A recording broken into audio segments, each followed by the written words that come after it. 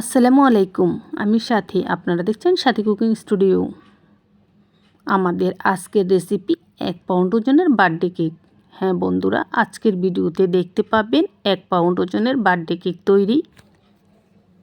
বিবো cream তৈরি। ক্রিমটা এমনভাবে তৈরি করব প্রচণ্ড গরমেও গলবে না। আরও দেখতে পাবেন খুব সহজভাবে 1 পাউন্ড ওজনের একটি কেক ডেকোরেশন। আশা করছি প্রত্যেক দিনের মতো প্রত্যেকের আমার আজকের রেসিপি ভালো লাগবে। যদি সামান্য পরিমাণও ভালো লাগে, অনুরোধ রইল ফ্রেন্ডস ফ্যামিলির সাথে ভিডিওটা শেয়ার করবেন, লাইক কমেন্ট করে যাবেন। আর যারা এখনও চ্যানেল সাবস্ক্রাইব করেনি, চ্যানেল সাবস্ক্রাইব করে পাশে থাকা অল বাটন ক্লিক করে রাখবেন, তাহলে আমি যখন যে রেসিপি ছাড়বো সবার আগে আপনার কাছে চলুন দেখাচ্ছি। 1 পাউন্ড ওজনের একটি কেক বানানোর জন্য আমি 6 ইঞ্চি বাই 6 ইঞ্চি স্কোয়ার একটা বাটি নিয়ে নিছি। কেক বানানোর এই বাটিগুলো সবাই চিনেন। এবার এই বাটির ভিতরে আমি এক টুকরো লেখালেখির কাগজ দিয়ে দিছি এবং একটু সয়াবিন তেল দিয়ে দিছি। তেলটাকে খুব ভালো করে এই কাগজের মধ্যে ব্রাশ করে নিচ্ছি। মনোযোগ দিয়ে শুনেন, শুধু বাটির তলায় কাগজের মধ্যে তেল ব্রাশ করতে হবে, বাটির চারছাটে ব্রাশ করা যাবে না। তো ব্রাশ করা হয়ে গেছে, ঢাকনা দিয়ে ঢেকে এই বাটিটা আমি এক সাইডে রেখে দিছি। এবার যে হাঁড়িতে কেকটা বসাবো, দেখুন বার্থডে কেক ননস্টিকের হাঁড়িতে বসালে সবচেয়ে ভালো হয়। এটা একটা গোপন টিপস, সবাইকে বলে দিলাম। যারা কেক নিয়ে বিজনেস করতে চান, যদি বাসায় ওভেন না থাকে, সেক্ষেত্রে এরকম একটা ননস্টিকের হাঁড়ি ব্যবহার করতে পারেন। আর যদি এটাও কারো কাছে না থাকে, তাহলে যে কোনো হাঁড়িতে বসাবেন, কেক ভালো হবে। আচ্ছা, হাঁড়ির ভিতরে একটা স্ট্যান্ড দিয়ে ঢাকনা একটা ছিদ্র ছিল, ছিদ্রটা কাগজ দিয়ে বন্ধ করে চুলার একদম লো আছে আমি হাঁড়িটা চুলার উপর বসিয়ে রাখছি। এবার কেকের জন্য মিশ্রণ তৈরি করব। আচ্ছা দেখুন, বাটির উপরে একটা চালনি নিয়ে নিছি। চালনির মধ্যে আমি মেজারমেন্টের 250 গ্রামের কাপ সেটের হাফ কাপ ময়দা নিয়ে নিছি। ময়দাই নিতে হবে বার্থডে কেকের জন্য। 1 টেবিল চামচ গুঁড়ো দুধ নিয়ে নিছি। হাফ চা চামচ বেকিং পাউডার নিয়ে নিছি। বেকিং পাউডারের যেন মেয়াদ থাকে সেভাবে নেবেন, না হলে কেক ফুলবে না। 1 চা চামচের 4 ভাগের 1 ভাগ খাবার সোডা নিয়ে নিছি, বা বেকিং সোডা নিলেও চলবে। আর নিয়ে নিছি 1 চা চামচের 4 ভাগের 1 ভাগ লবণ। লবণটুকু অবশ্যই দিবেন, এই সামান্য লবণের কারণে কেকটা অনেক টেস্ট হয় এবং কেক ফুলতে সাহায্য করে লবণটা। মোট কথা লবণটা দিবেন, লবণটা মেডিসিন হিসেবে কাজ করে কেকটা ফুলানোর জন্য, কেকটা ভালো হওয়ার জন্য। এটা আমি মনে করি, যেহেতু আজকে টিউটোরিয়াল ক্লাস, সবাইকে খুব ভালো করে বুঝিয়ে দিচ্ছি।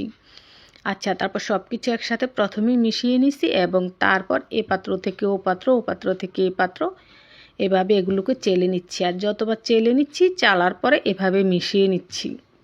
তো এভাবে আমি মোট 3 বার চেলে নেব। একবার চালার পরে একটু নেড়ে নিছি, আবার চেলে নিছি, আবার নেড়ে নিছি, আবার চেলে নিছি। ঠিক এভাবে 3 বার চেলে নিলেই যথেষ্ট। আর 3 বার চালার পরে এভাবে হ্যান্ড উইচ দিয়ে খুব ভালো করে মিশিয়ে নেবেন। আশা করছি সবাই বুঝে গেছেন, না বুঝলে কমেন্ট করবেন, আমি আবারও বুঝিয়ে বলবো কমেন্টের উত্তরে।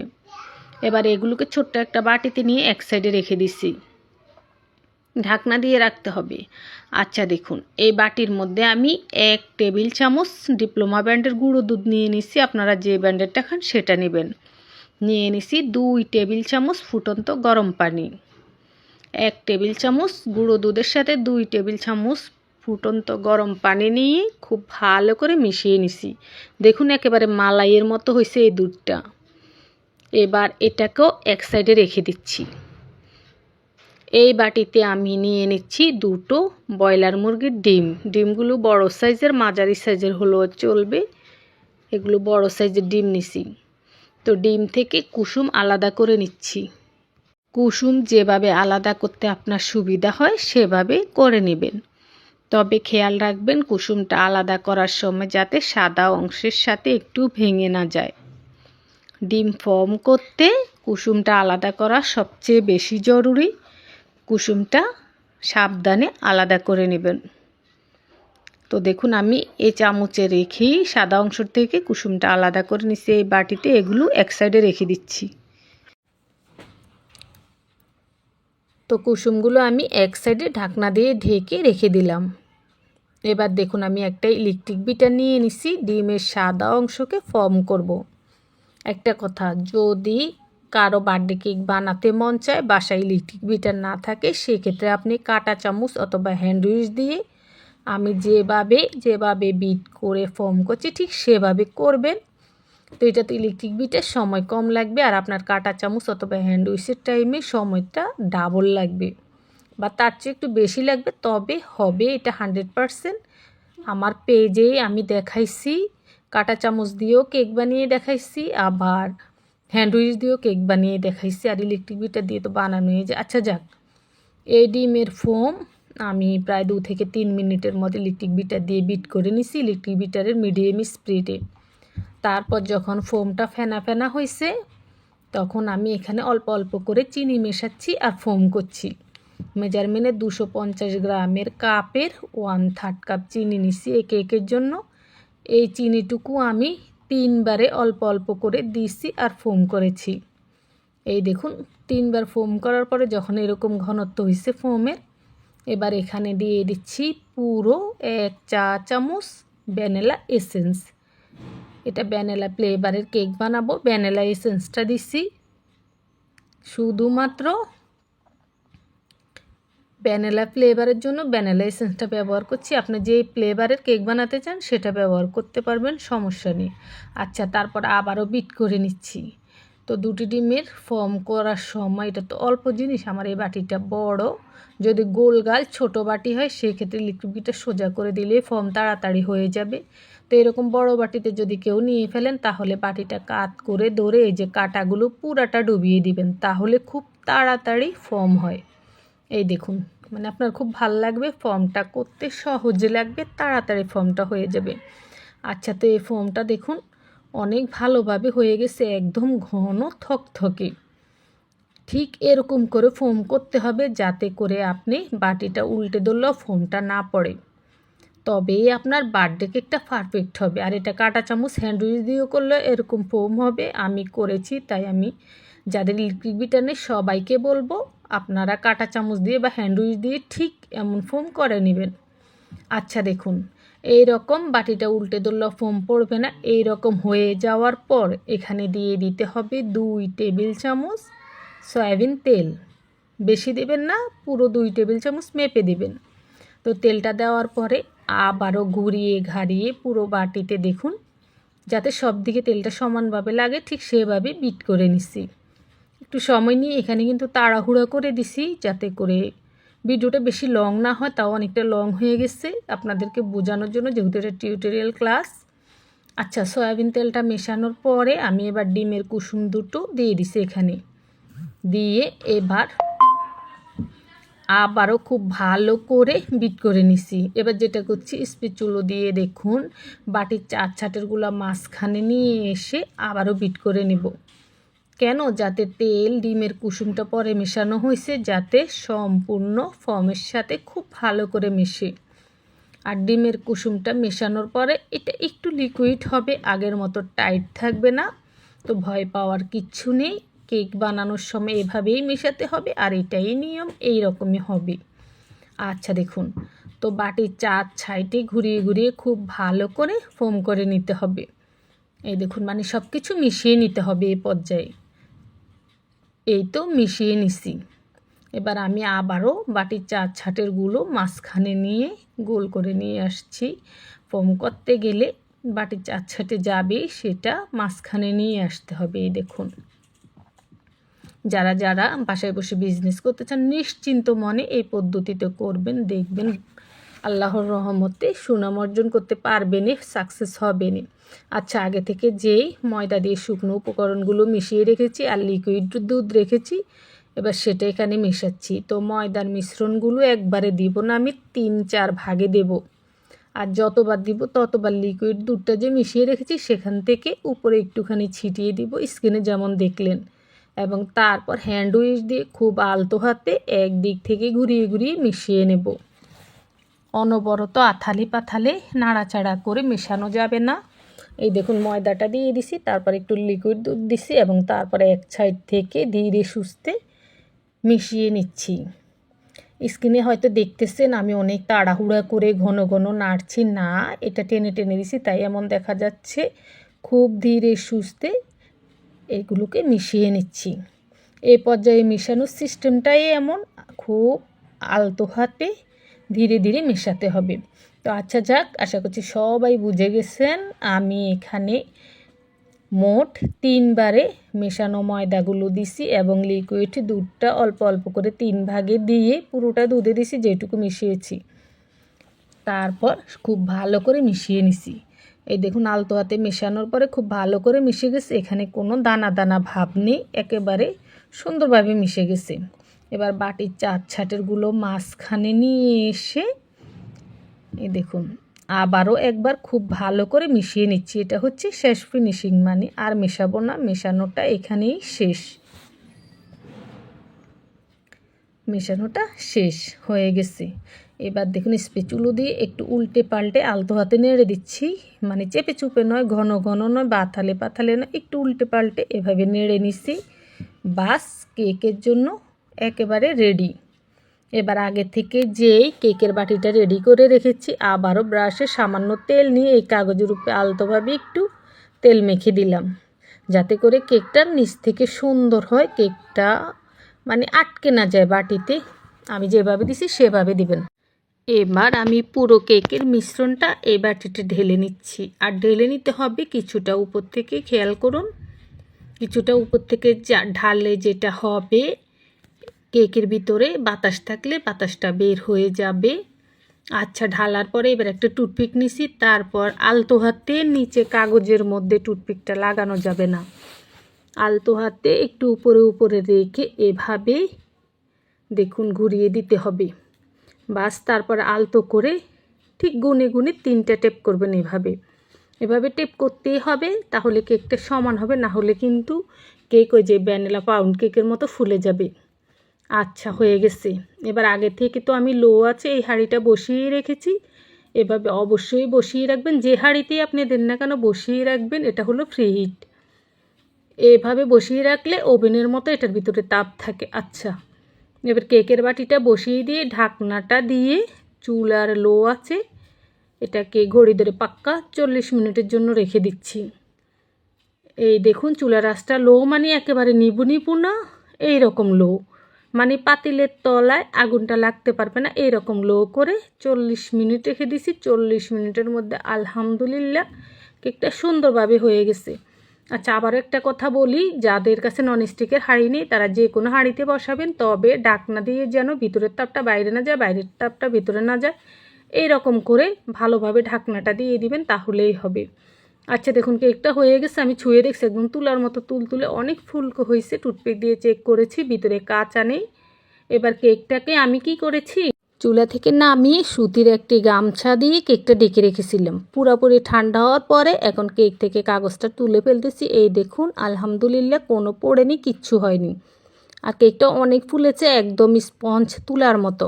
আপনারা যদি বার্থডে কেকের বিজনেস বাসায় বসে করতে চান বা কেক ডেলিভারি দিতে চান বা নিজেরা খাওয়ার জন্য এইভাবে বার্থডে কেক বানাবেন, খেয়ে মজা পাবেন ইনশাল্লাহ। এর উপরে বার্থডে কেকের ব্যাস হতেই পারে না। আচ্ছা যা হোক, এবার আমি একটা ছুরি দিয়ে সমান করে 3 টুকরো করে কেকটা কেটে নিলাম। আপনি চাইলে 4টি লেয়ারও কেটে নিতে পারেন।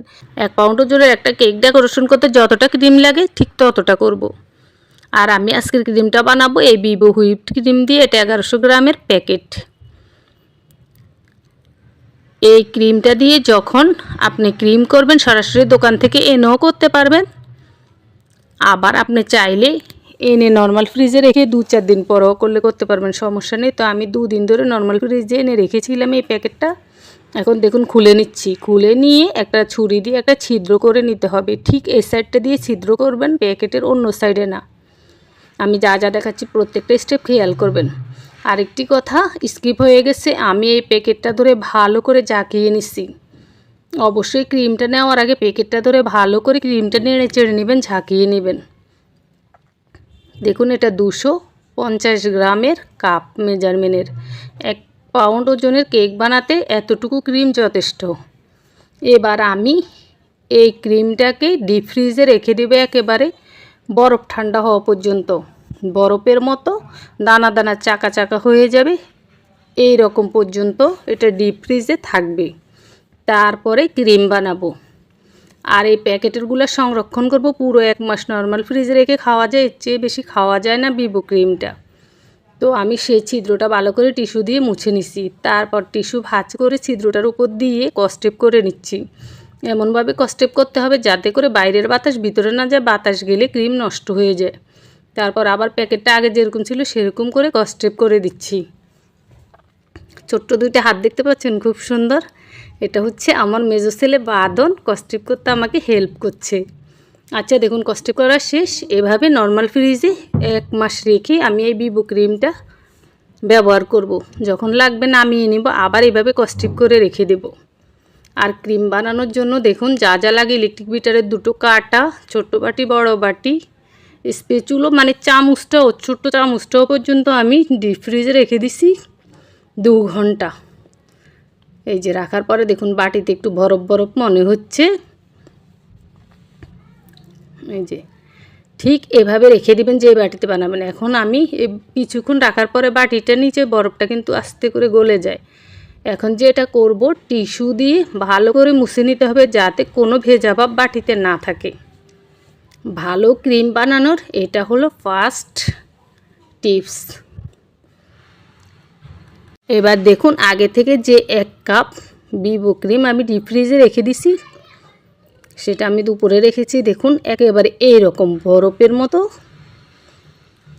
দেখেছেন? বরফ বরফ মানে দানা দানা বরফের মতো। আমি বুঝাতে পারছি না, দেখে বুঝে নেন। এইরকম জমাট বেঁধে থাকবে, বরফ বরফ হবে। এরকম হওয়া পর্যন্ত ডিপ ফ্রিজে রেখে তারপরে কাজ শুরু করতে হবে। আর বাটি, চামচ, স্প্যাচুলা যা ব্যবহার করবেন সব 1 থেকে 2 ঘন্টার মতো ডিপ ফ্রিজে রেখে দিবেন। একদম পারফেক্ট হবে তাহলে আপনার ক্রিমটা। তো আমি কাপ থেকে পুরো কাপ এই বাটিতে নিয়ে নিছি। তারপরে দেখুন আমি ইলেকট্রিক বিটারে কাটা 2টো টিস্যু দিয়ে ভালো করে মুছে নিচ্ছি। ধোয়া যাবে না, ফ্রিজ থেকে নামিয়ে ভালো করে টিস্যু দিয়ে মুছে নিতে হবে। এবার এই ক্রিমটা বানাচ্ছি, চলুন। ইলেকট্রিক বিটারের মিডিয়াম স্পিডে আমি প্রথম এগুলোকে একটু বিট করে নিচ্ছি। ঘড়ি ধরে পাক্কা 2 মিনিট প্রথম অবস্থায় বিট করে নিতে হবে।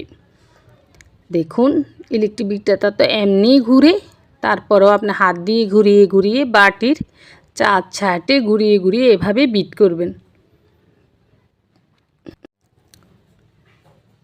দেখবেন বিট করতে করতে এটা ধীরে ধীরে ক্রিমের মতো হতে শুরু করেছে। একেবারে সহজ। অনেকে এই ক্রিমটা বানাতে গিয়ে হিমশিম খায়, ক্রিমটা নষ্ট করে ফেলে কারণ ওভারবিট করে। তো আমি আজকে যেভাবে করছি প্রত্যেকটা স্টেপ মন দিয়ে শুনুন এবং সেভাবে করবেন। প্রচণ্ড গরমেও দেখবেন আপনার ক্রিমটা গলবে না। তো দেখুন 2 মিনিট বিট করা শেষ। এরই মধ্যে একেবারে সুন্দর ক্রিমের মতো হয়ে গেছে। তো আমি 4 ছাটেরগুলো একটু গুছিয়ে মাঝখানে নিয়ে এসে আবারও কয়েক সেকেন্ড বিট করে নিছি। এবার এই ক্রিমের মধ্যে আমি দিয়ে দিচ্ছি সুগার পাউডার। সুগার পাউডার কিনতে পাওয়া যায়। আবার যদি আপনি বাসায় করতে চান, পাটায় চিনি ভালোভাবে একেবারে আটার মতো করে মিহিন করে বেটে নেবেন, তাহলে হবে। তো আমি এটা পাটায় পিষে নিছি সেই চিনি। এখানে আমি 1 টেবিল চামচ চিনি ও হাফ চা চামচ ভ্যানিলা এসেন্স দিছি। দেওয়ার পরে আবারও আমি 1 মিনিটের মতো বিট করে নিচ্ছি। দেখুন এখনও কিন্তু বিটারের স্পিডটা মিডিয়ামে রেখেছি। তো 1 মিনিট বিট করার পরে এখানে আমি আরও 1 টেবিল চামচ সুগার পাউডার দিয়ে দিচ্ছি। দিয়ে আবারও বিট করে নিচ্ছি। আরও 1 মিনিট করব। আর কিভাবে আমি ইলেকট্রিক বিটারটাকে ঘুরিয়ে ঘুরিয়ে করছি একটু খেয়াল করে এই জিনিসটা দেখে বুঝে নিতে হবে। ঘুরিয়ে ঘুরিয়ে 4 ছাড় থেকে করতে হবে যাতে করে সব দিকে ক্রিমটা ভালোভাবে হয়। তো দেখুন এই 4 মিনিটে ক্রিমটা কিন্তু পারফেক্টভাবে হয়ে গেছে প্রায়। এবার এখানে দিয়ে দিছি মেজারমেন্টের 250 গ্রামের জন্য 250 গ্রাম ক্রিম করতেছি আমি। এখানে আমি 1.5 টেবিল চামচ গুঁড়ো দুধ দিয়ে দিছি। মেজারমেন্টে টেবিল চামচেই কিন্তু 1.5 টেবিল চামচ গুঁড়ো দুধ দিছি। আমি ডিপ্লোমা ব্র্যান্ডেরটা দিছি। যে ব্র্যান্ডেরটা খান ভালো ব্র্যান্ডের গুঁড়ো দুধ দেওয়ার চেষ্টা করবেন। তো গুঁড়ো দুধটা দিয়ে আবারও আমি 1 মিনিট ভালো করে বিট করে নিচ্ছি। নেওয়ার পরে এবার 4 ছাটের গুলো মাঝখানে নিয়ে আসছি। এই যে দেখুন। এবার যেটা করব, এবার বিটারের হাই স্পিডে আমি এগুলোকে আরও 1 মিনিট বিট করে নিব। বাস এর সাথেই হয়ে যাবে। লাস্ট পর্যায়ে বিটারের স্পিডটা একেবারে বাড়িয়ে দিবেন। তারপরে 1 মিনিট ঘুরিয়ে ঘারিয়ে ভালো করে বিট করে নেবেন। বাস এর চেয়ে বেশি বিট করতে যাবেন না। ওভার বিট করলে কিন্তু ক্রিমটা আপনার হবে ঠিকই। এই ক্রিম দিয়ে যখন কেক ডেকোরেশন করবেন, মানে এখন তো শীতকাল, এখন গলবে না। গরমকালে কেকটা আপনি এই রুম থেকে ও রুমে নিলেই দেখবেন যে গলতে শুরু করেছে। আর আমি যেভাবে করেছি এভাবে করলে প্রচণ্ড গরমেও আপনার কেকটা থেকে ক্রিমটা সরবে না, গলবে না। আচ্ছা দেখুন, এই যে হয়ে গেছে 6 মিনিটে আমার ক্রিমটা রেডি। বাটিটা উল্টে ধরেছি, পড়েনি।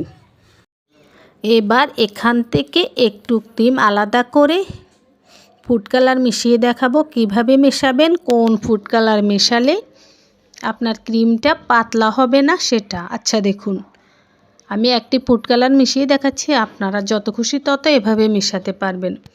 তো এখানে কিছুটা ক্রিম নিয়ে নিচ্ছি, নিয়ে এখানে রেড ফুড কালার মিশাচ্ছি। আর এই ফুড কালারটা হচ্ছে রেড ব্যান্ড কালারের ফুড কালার।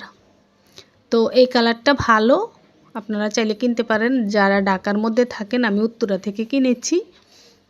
আচ্ছা দেখুন, এখান থেকে আমি সামান্য একটু মিশিয়ে নিছি। তো এই হোয়াইট কালার এবং এই রেড কালার, এই দুইটা কালার দিয়ে আজকের কেকটা খুব সহজভাবে ডেকোরেশন করে দেখাবো, যাতে করে প্রত্যেকে পারেন। আচ্ছা, ক্রিমে কালারটা মেশানোর পরে এবার দুটা ক্রিমে আধা ঘন্টার জন্য নর্মাল ফ্রিজে রেখে দেব। আধ ঘন্টা পর নামিয়ে কেক ডেকোরেশন করব। কেক সাজানোর জন্য নিয়ে নিচ্ছি কেক বোর্ড। এবার কেক বোর্ডে প্রথমে একটু ক্রিম দিয়ে নিচ্ছি, তারপর 1 লেয়ার কেক বসিয়ে দিচ্ছি। সবচেয়ে নিচের লেয়ারটা আগে বসিয়ে দিলাম। ঠিক বোর্ডের মাঝ বরাবর বসাতে হবে। এবার এই কেক লেয়ারের উপর দিয়ে দিচ্ছি সুগার সিরাপ। আর এই সুগার সিরাপটা বানিয়েছি একেবারে ফুটন্ত গরম পানি 4 টেবিল চামচের সাথে 3 টেবিল চামচ চিনি দিয়ে মিশিয়ে নিছি। এবং তারপর খুব ভালো করে ঠান্ডা করে কিছুক্ষণ নর্মাল ফ্রিজে রেখে নিছি। তারপর এই সুগার সিরাপটা এই কেকে ব্যবহার করছি। আচ্ছা, পুরো লেয়ারের মধ্যে সুগার সিরাপ দিয়ে দিছি। তারপর এইবার একটা পাইপিং ব্যাগের মধ্যে ক্রিম নিয়ে নিছি। ক্রিমটা এভাবে করে পুরো লেয়ারের উপর দিয়ে দিলাম। 1/2 ইঞ্চির মতো ক্রিম দিতে হবে। এর চেয়ে অতিরিক্ত যদি কেউ খেতে চান দিতে পারেন, তবে অতিরিক্ত ক্রিম দিলে কেক একদমই ভালো লাগে না। আচ্ছা যাক, তারপর দেখুন আমার হাতে ছুরিটা দিয়ে একটু সমান করে নিচ্ছি। আপনি চাইলে একটা স্টিলের স্কেলও নিয়ে নিতে পারেন। বাস আলতো করে একটু সমান করে নিলেই হয়ে গেল। এবার এর উপর আমি আরেক লেয়ার কেক বসিয়ে দিচ্ছি। একদম সমান করে বসাতে হবে যেন এদিক সেদিক না হয়। তো বসিয়ে নিছি। এবার আবারও উপর থেকে সুগার সিরাপ দিয়ে দিচ্ছি। সুগার সিরাপটা আমি চামচ দিয়ে দিচ্ছি, আপনি চাইলে একটা ব্রাশ দিয়েও দিতে পারেন। এই দেখুন, সুগার সিরাপটা দিয়ে কেকের লেয়ারটা ভিজিয়ে দিতে হবে। আচ্ছা, তারপর আবারও একইভাবে ক্রিম দিয়ে দিছি এবং একইভাবে একটু সমান করে নিচ্ছি। এবার এর উপরে আমি আর 1 লেয়ার কেক দিয়ে দিচ্ছি। তারপর আবারও উপর থেকে সুগার সিরাপ দিয়ে নিচ্ছি। তারপর আবারও ক্রিম দিয়ে নিচ্ছি। প্রত্যেকটা লেয়ার বসিয়ে একইভাবে আমি পাইপিং ব্যাগ দিয়ে ক্রিম দিয়ে দিছি। এবার সাইডগুলোতেও ক্রিম নিয়ে নিচ্ছি। এই দেখুন, উপরে এবং সাইডে একইভাবে ক্রিমটা লাগিয়ে নিছি। তারপর যেটা করতে হবে, যে কোনো একটা স্কেল অথবা একটা ছুরি দিয়েও আপনি করতে পারেন ফিনিশিংটা। তা আমি কিন্তু কেক কেটেছি সেই ছুরিটা দিয়ে কিন্তু করতেছি। দেখুন উপরটা সমান করে নিচ্ছি এবং চার ছাড়টা সমান করে নিচ্ছি।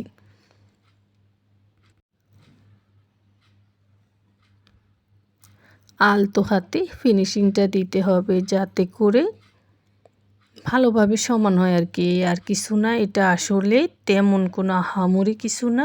এটা যার হাতের কাজ যত ভালো, মানে কেকটা বানাতে বানাতে এমনিতেই এগুলো হয়ে যায়। তো যেহেতু আমি রেগুলার কেক বানাই না, আমারটা অত বেশি ভালো হয় না। আচ্ছা যাক, ফিনিশিং দিয়ে নিছি এবং চার ছাটের ক্রিমগুলো টিস্যু পেপার দিয়ে মুছে নিছি। তারপর নর্মাল ফ্রিজে এই কেকটা আমি 1 ঘন্টার জন্য রেখে দিছি। 1 ঘন্টা পর নামিয়ে নিচ্ছি। দেখুন আমি গোলাপ আঁকা যে নজেলটা, এটা আপনারা দোকানে গিয়ে বললে এমন নজেল দিয়ে দেবে। এমন একটা নজেল দিয়ে পাইপিং ব্যাগে রেড ফুড কালার মেশানো ক্রিমটা ঢুকিয়ে নিচ্ছি এবং তারপর গোলাপ এঁকে নিচ্ছি। প্রথম গোলাপটা একটু বড়, তারপরেরগুলো একটু ছোট, তারপরটা আর একটু ছোট। এভাবে এই সাইডটা করে নিচ্ছি, বাকি সাইডটাও আমি একইভাবে করে নিচ্ছি। এই দেখুন, এবং তারপর এভাবে টেপ টেপ করে স্টারের মতো দিয়ে নিচ্ছি। যেভাবে আসলে ডিজাইনটা করা একদম সম্পূর্ণ আপনার নিজের মতো, আপনি যে কোনো নজেল দিয়ে নিজের পছন্দ মতো আর্ট করে নিতে পারেন। এটাই হলো কেক ডেকোরেশন। তো আমি কিন্তু বন্ধুরা আগেই বলেছি, আমি রেগুলার কেক বানাই না, হুটহাট করে বানাই, যার কারণে আমি এত ভালো সাজাতে পারি না। তবে আমার কেকটা বানানো পারফেক্ট, ক্রিমটা করা পারফেক্ট এবং এই কেকটা খেতে অনেক বেশি ভালো লাগবে। সব দিক দিয়ে পারফেক্ট। আপনারা এভাবে কেক বানিয়ে হোম ডেলিভারি দিতে পারেন, বাচ্চাদের বার্থডেতে বানাতে পারেন, অথবা নিজেরা খাওয়ার জন্য যে কোনো সময় বানাতে পারেন। একদম পারফেক্ট কেক রেসিপি। শুধু ডিজাইনটা যার যার পছন্দ মতো মানিয়ে এটা করতে করতে হয়ে যায়, বানাতে বানাতে বা ডিজাইন করতে করতে সুন্দর হয় এই। আচ্ছা, তারপরে ভিতরে চাইলে আপনি হ্যাপি বার্থডে, যার বার্থডে তার নাম লিখতে পারেন এই রকম। তো আমি ক্রিম দিয়ে লিখে নিচ্ছি, পাইপিং ব্যাগে ক্রিম ঢুকিয়ে তারপর লিখে নিচ্ছি। আপনি চাইলে চকলেট গানাশ দিয়েও এই নামটা লিখতে পারেন, আর একটু চিকন চিকন হবে, দেখতেও ভালো দেখা যাবে। তো এটা যার বার্থডে কেক, ওর নাম হচ্ছে আতিক, আমি ওর নামটা লিখে দিচ্ছি, হ্যাপি বার্থডে আতিক। এই তো হয়ে গেছে। তো বাচ্চার বার্থডে কেক, তো তার জন্য উপর থেকে কিছুটা সুগার বল দিয়ে দিচ্ছি যাতে করে সুন্দর দেখা যায়। বন্ধুরা এই সাথে সাথে হয়ে গেল কেকটা রেডি। তো আজকে আমি আপনাদেরকে 1 পাউন্ড ওজনের কেক বানিয়ে, ক্রিম বানিয়ে এবং কেকটা ডেকোরেশন করে দেখিয়েছি। আশা করছি আপনাদের ভালো লাগবে। যদি সামান্য পরিমাণও ভালো লাগে, ফ্রেন্ডস ফ্যামিলির সাথে ভিডিওটা শেয়ার করার অনুরোধ রইল।